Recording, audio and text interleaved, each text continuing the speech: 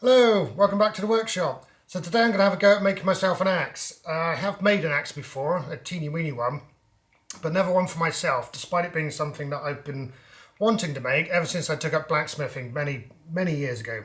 But what's prompted me into action was receiving this box of goodies from a friend of mine. So she was clearing for her dad's old workshop when she found this box of things, and this workshop I think had been her granddad's before it was her dad's, so this could be very old. And in here I've got some things like these wood boring bits, a absolutely battered lump hammer head which I could do something with, and also these axe heads. So these two are what I would call the American style of axe, or which has become the archetypal axe head. But this one I'd never seen in the flesh before. This is an English axe. This is the Kent pattern. So in the olden days, by which I mean pre-industrial revolution, axes and hammers and all kinds of tools would have been made locally, often by your village blacksmith. And so therefore there was tremendous regional variation across the country. As the industrial revolution got underway, that production became more centralised because we had infrastructure by that point. So you could make something in a factory, so in a foundry or in an ironworks, and then you could send it by train anywhere in the country. And so slowly over time, all these tools become more standardised and we lost the regional variations. But even in the early 1900s, you can look at tool catalogues then and still see, well, for bill hooks, particularly for some reason, a tremendous, there's pages and pages of different bill hooks. For axes, it started to slim down pretty quickly. But even I was looking on the internet and found a page from a 1905 catalogue where it's got the Kent pattern, which we have here. There was a Suffolk pattern in there, and even a Plymouth and a Banbury pattern. So even variations named after towns rather than counties. But at some point during the 1900s, we were just down to the Kent pattern, which is the surviving example of an English pattern axe. So what's interesting to me about the Kent pattern axe is just how different it is in looks compared to what we would think of as the standard axe head pattern today. This looks a lot like a shipbuilder's axe from centuries ago. The sort of axe that you would have for hewing timbers to shape them for building wooden boats and ships, which makes perfect sense when you consider that Kent was a big centre for wooden shipbuilding for centuries and centuries. All three of these axe heads are actually in very poor shape. This one is probably the best. This is reasonably salvageable. This one is heavily corroded and it's also taken a massive beating on the pole there. This one, this one has been broken and repaired several times. So this axe is very old, and I know that because it's a folded axe. So the construction of this is likely to be wrought iron, the body of this axe, and it's been folded over and then forge welded here, a weld that later on has given up and been kind of repaired. It's also failed here and been welded there as well. It's had a hard time of it. So when it comes to forging my own axe then, this is the style I'm going to go for. I like the look of it, I like the fact it's a bit different, and I think it's entirely appropriate that as an Englishman I'm going to be forging a very traditional English pattern axe. Now it's going to be fantastic to have this as a template to work from, but I'm not going to copy it directly because what I want to make is a carving axe, and I've read somewhere that carving axes are best between 1 and 2 pounds in weight of the head. This is a lot more than that.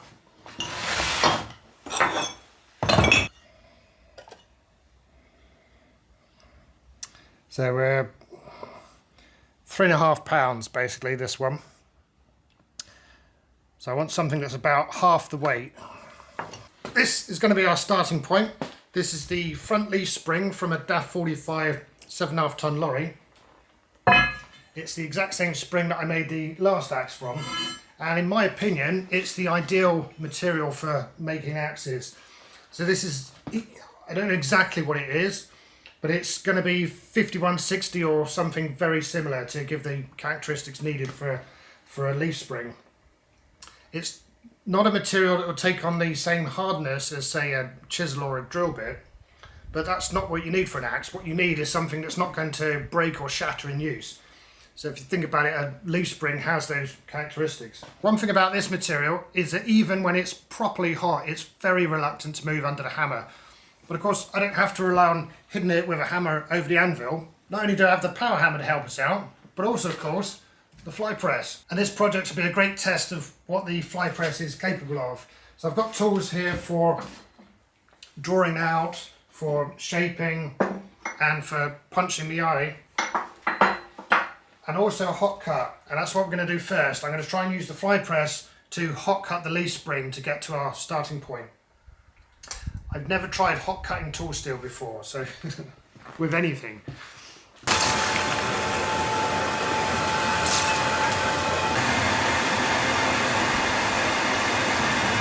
If you saw the last video, you know that this is the hot cut that I made from a crowbar, and I've tested it out in mild steel and it works an absolute treat. This stuff though, this will be a real test for it.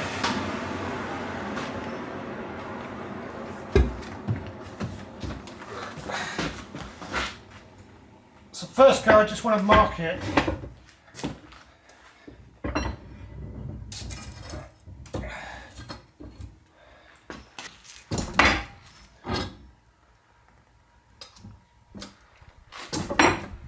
That's a good start.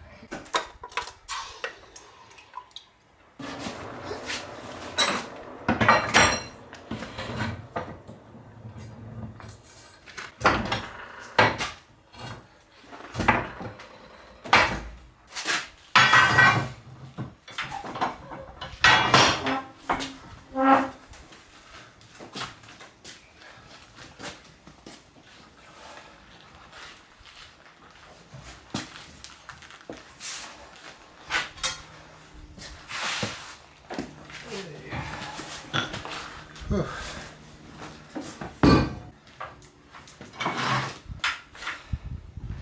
3 heats it took. So is that more efficient than using a 9-inch cutter? Not if I was burning coal, no. Or paying for the charcoal, no, definitely not. Next up, it's going back in the forge, and then I'm going to use a combination of the fly press and a power hammer to squash it down in this direction until I get to this thickness here. And remember, this is bigger than I want, so it'll be about there, that sort of thickness. Once that's done, then we can punch the eye through it.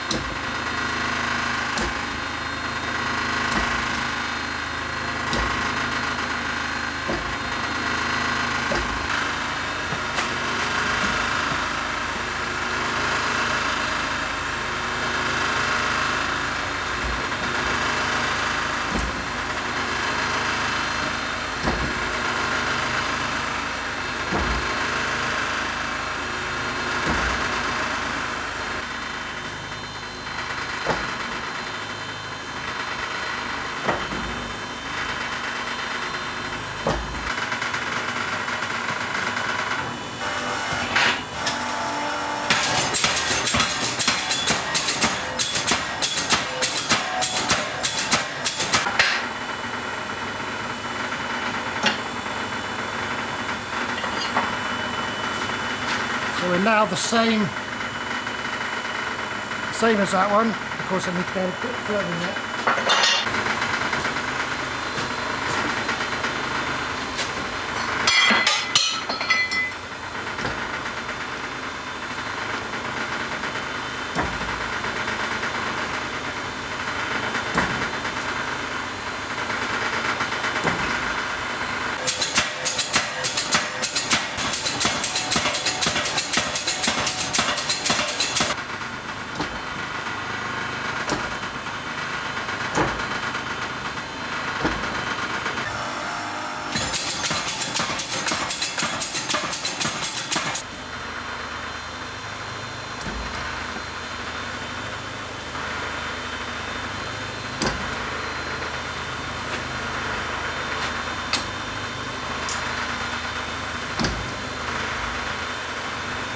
Right, that's squared it up a lot now, so we're down to the final 1/4 inch to go that away. And we can start punching.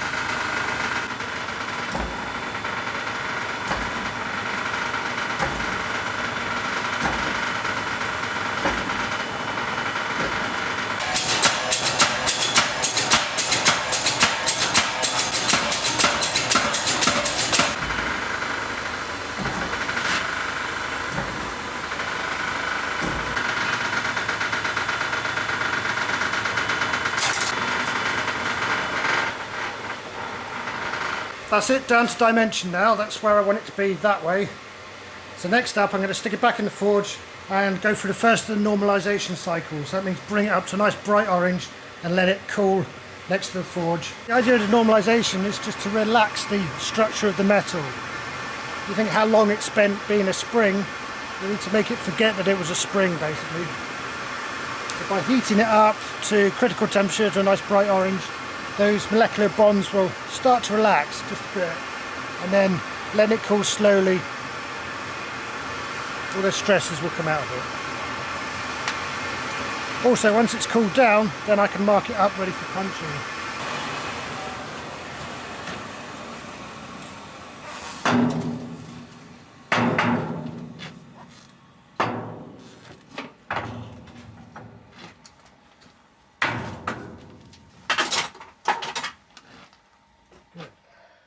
While we wait for that lump of steel to cool down, we can make a start on the handle. I've been up here in my stash of miscellaneous bits of wood and found 2 lumps of oak. 2 hefty lumps of oak. This one here has got some shaping on it. It looks like there was a roof timber at one point. I've no idea where either of these came from, but they're certainly very well seasoned. So one end is a bit rotten, and there's a tiny bit of woodworm in it, but as you can see, it's massive. There's plenty of usable material here.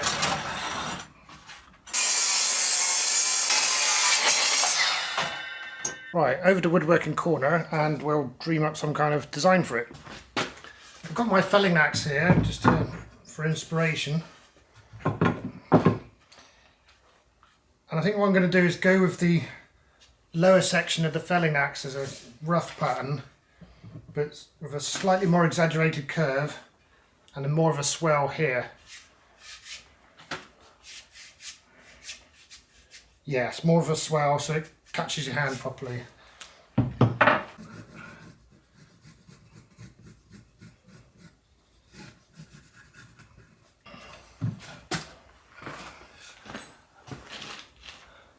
Don't think that'll show up. So I've gone for it being bigger than I want it, and then we'll just work our way down to something that's comfortable.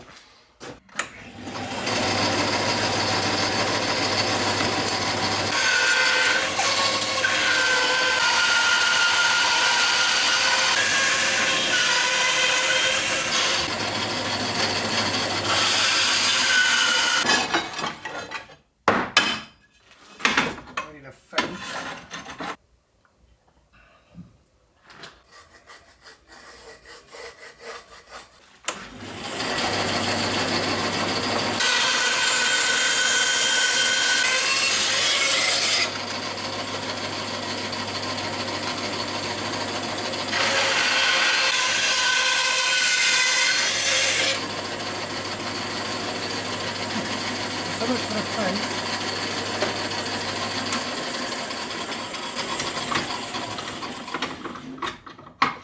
it's getting caught by the grain and going off track, even with this guide.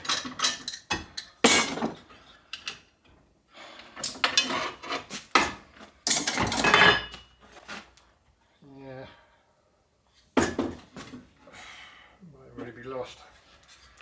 Let's try.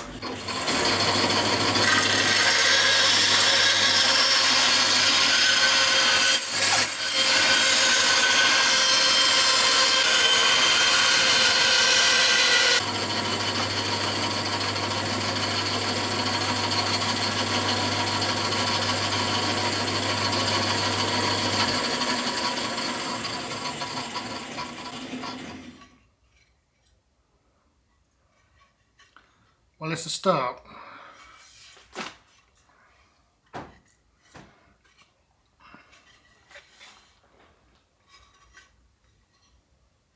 So it's decent sound wood inside, there is that, I'll give it that. Yes, a lot of shaping, a lot of work coming up. Right, anyway, let's get back to the actual axe. As you can see, it's cold enough to handle now.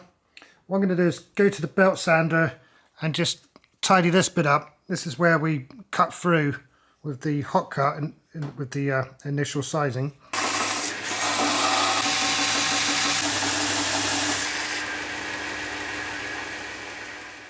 This is the drift I'm going to use. This is the one you might see me working on in the last video, and it, as you can tell, didn't work out. So I went back and found something a bit heftier as a starting point. This is I think it's a front loaded tine from a tractor.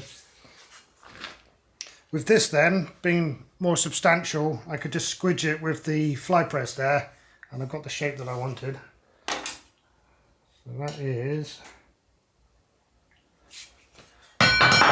knock it on for 40. So we're going to go with that being there. 14.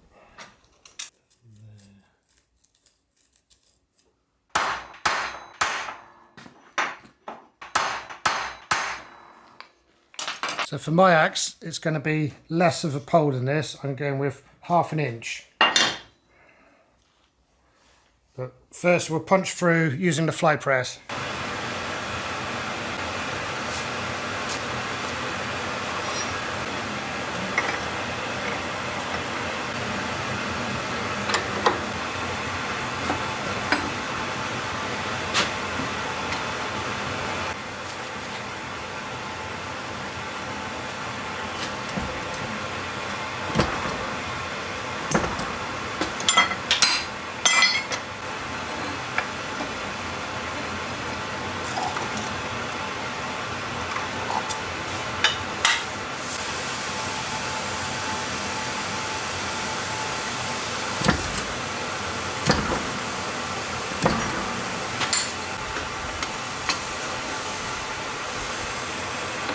As a start, both sides.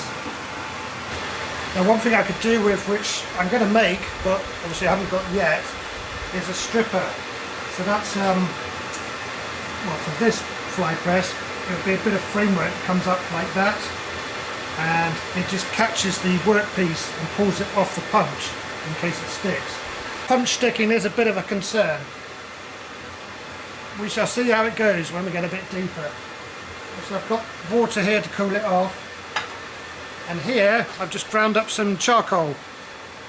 I'm not sure if charcoal powder is a viable punch lube.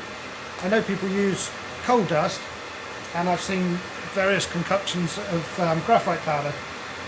So this is similar. Let's see. It might just go poof. It probably will go poof.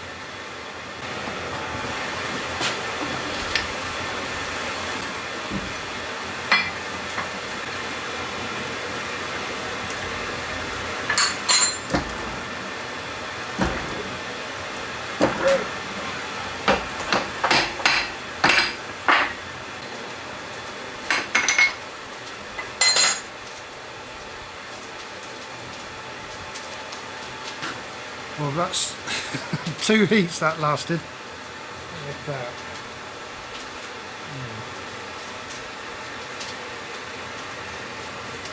Disappointing. So the one I previously used over the anvil with my hammer was similar to this, but obviously this can provide much more force.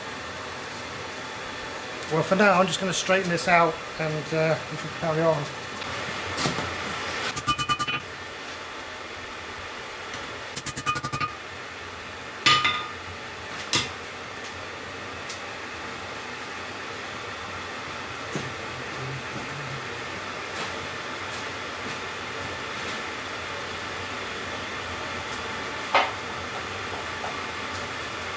You see there, I've just strained it out and just quenched it in oil just to drop the temperature, not in an attempt to heat treat or anything.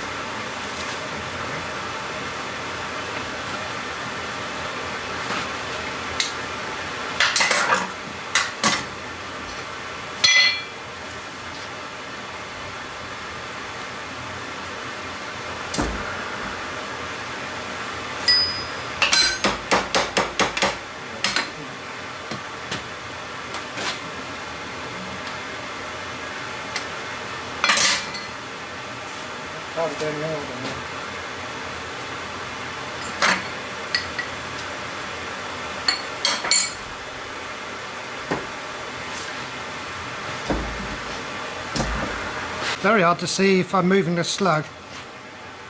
So basically we're going in from each side, and at some point the two will meet and they'll displace a slug of metal. That exact shape. And I'm trying to pop it out.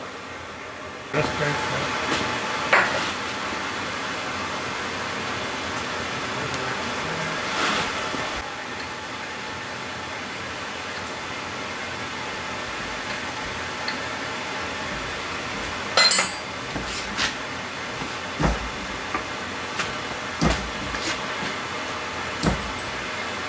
Right.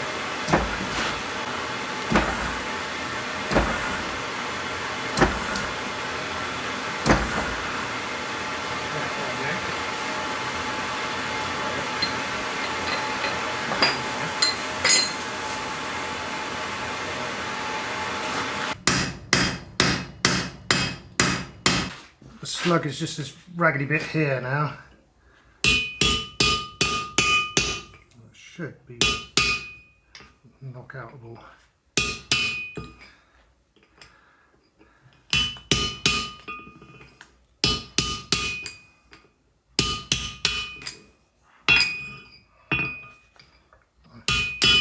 There we go. That's it.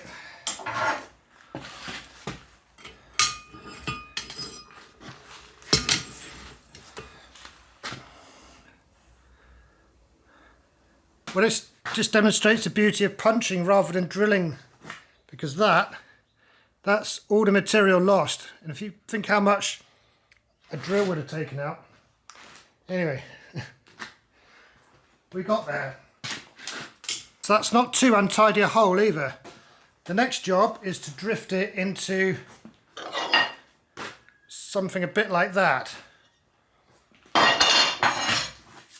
And now I'm going to use this, and I'm going to use it over the swage block mostly. I didn't make a drift for the fly press because I figured without a stripper on there, without something to catch the axe head, this would be far more prone to jamming than the punch. That was bad enough. The other reason for choosing a hand drift rather than one for the fly press is that I can use this as a handle for the subsequent forging processes.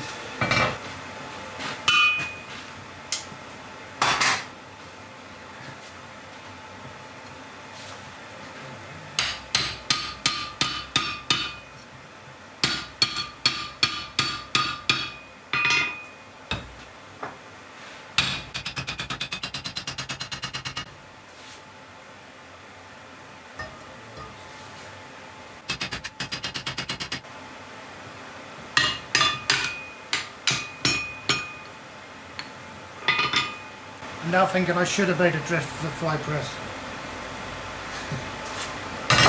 This might take a while.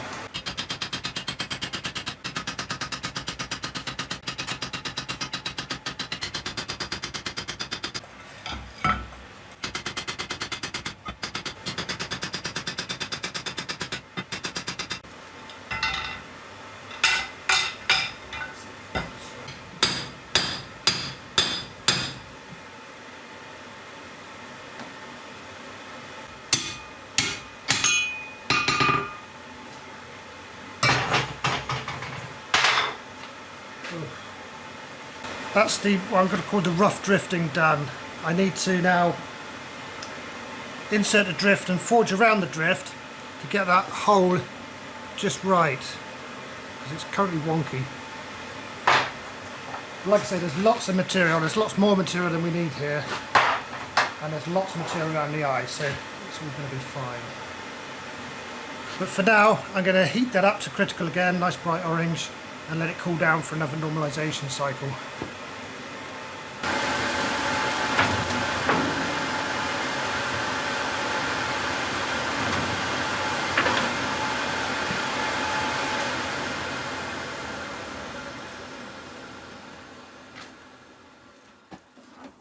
It's cooled down again now, and I can show you a bit clearer the current state of affairs. So we've drifted right through, which is good, but the alignment of the hole has ended up properly on the pierce, which is bad, but sortable. While it's cold, I'm also going to take the opportunity to cut a bit off. So remember, we're about 2.5 pounds at the moment, and I want it to end up between 1 and 2 pounds in weight. So about half the weight of this one.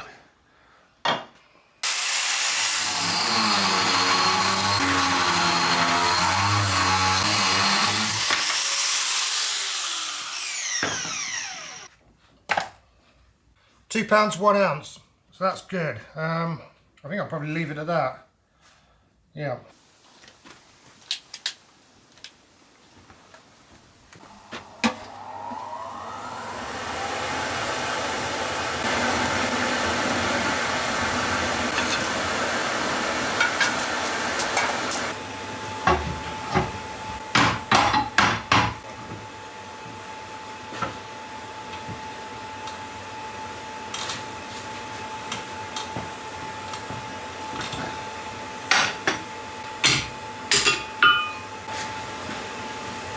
That's better.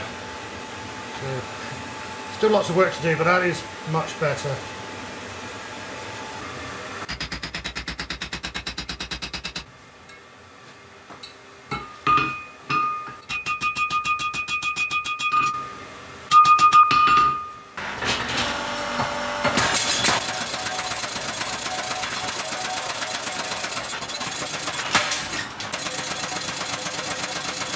Next up, I'm going to start flaring out this part.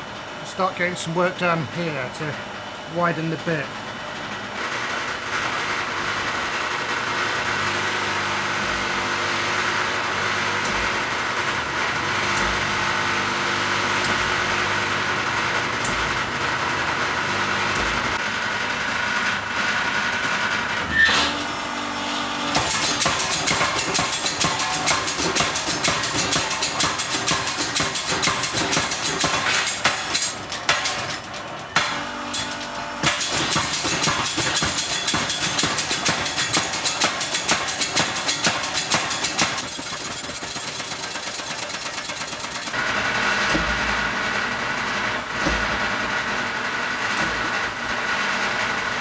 What I'm doing is alternating between using the fullering block on the fly press to get some width in the head, and then using the power hammer to draw it out this way and also take out the marks that the fuller has put in there.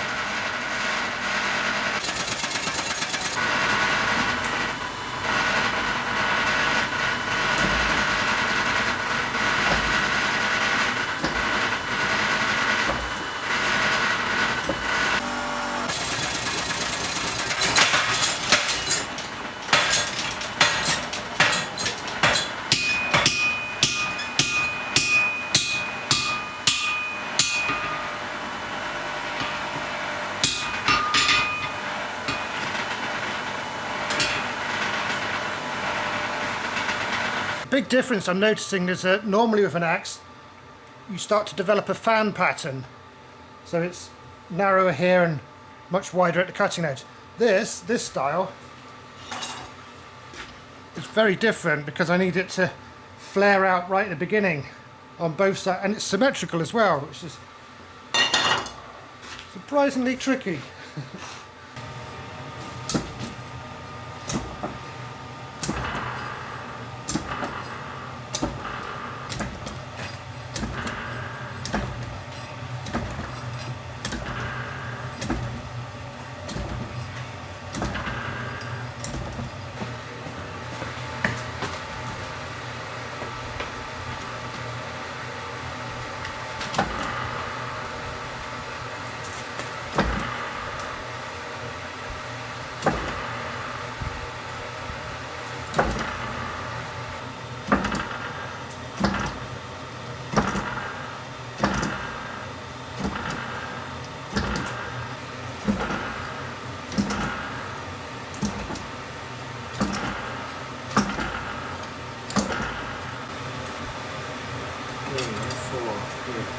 So we're at 4 inches across at the widest now, which is close to where I want it to be. This bit and this bit, these two corners, they'll come out once we start to thin down towards the actually getting an edge in there. So what I'm going to do now is to tidy up, get rid of all these fullering marks, and then we'll see where we are.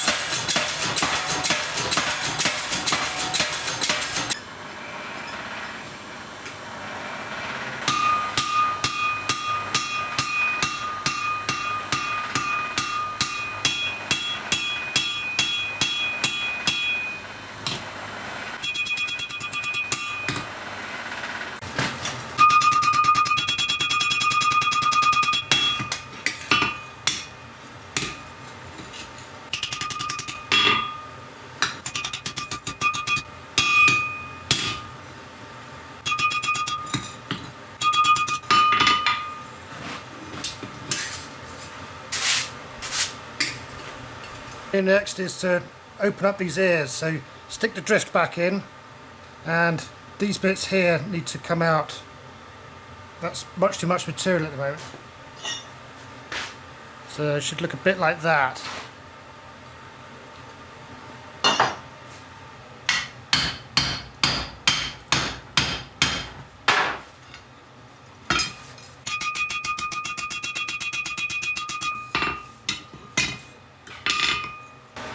It looks quite medieval like that, doesn't it?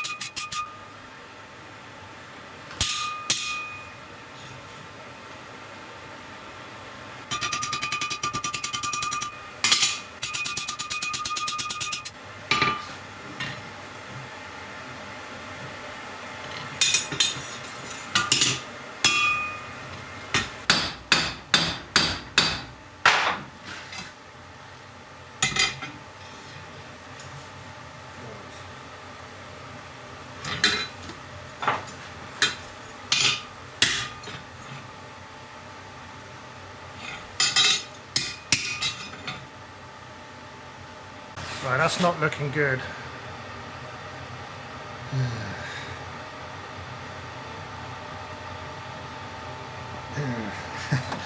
The shape's just not right now, and it's just not going where I want it to, so I'm just going to call it a day before I lose my rag with it. We shall reconvene again, finish this off.